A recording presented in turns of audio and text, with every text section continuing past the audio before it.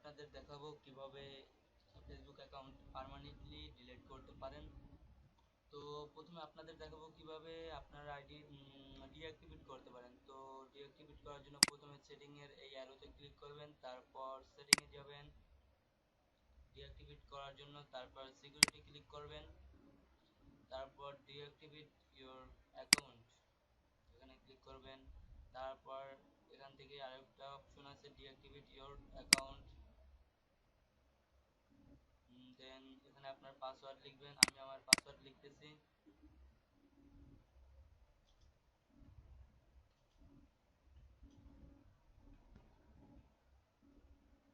দেন continue. দেন এরকম একটি page আসবে। তারপর আপনি এখান থেকে মনে করেন this this is temporary, I will be back. তো দেন আপনি এখানে ডিঅ্যাক্টিভেট ক্লিক করলেই আপনার ডিঅ্যাক্টিভেট হয়ে যাবে।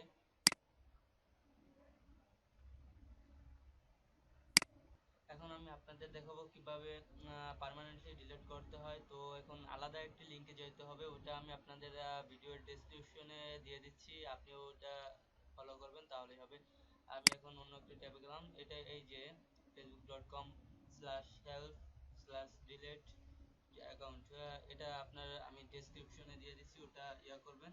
তারপর ডিলিট মাই অ্যাকাউন্ট এখানে ক্লিক করবেন। তারপর এখান থেকে এই যে ক্যাপচাটা পূরণ করতে হবে, এখান থেকে তিনটা মানে মিলিয়ে আপনি তিনটা করবেন, এই একটা এই একটা এই একটা, মানে তিনটা যেন এক হয়, এই একটা চারটা, এখানে এই চারটা এক আছে, তো এই একটা করে অ্যাড করে তারপর আপনি এখানে আপনার পাসওয়ার্ডটা লিখে তারপরে এখানে ওকে দিবেন। ওকে দেওয়ার পরে একটি অপশন আসবে, ওই জায়গায় আপনি ওকে দিবেন।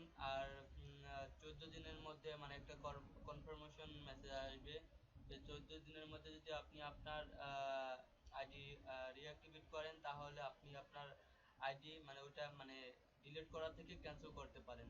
তো আপনি এটা যদি 14 দিনের মধ্যে রিঅ্যাক্টিভেট করেন তাহলে আর আপনার আইডি ডিলিট হবে না।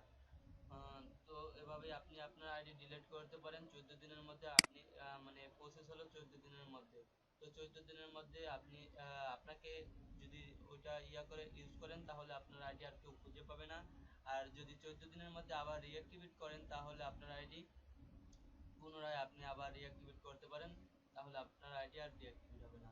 ধন্যবাদ ভিডিওটি দেখার জন্য। আমাদের চ্যানেলে সাবস্ক্রাইব করবেন এবং আমাদের সাথে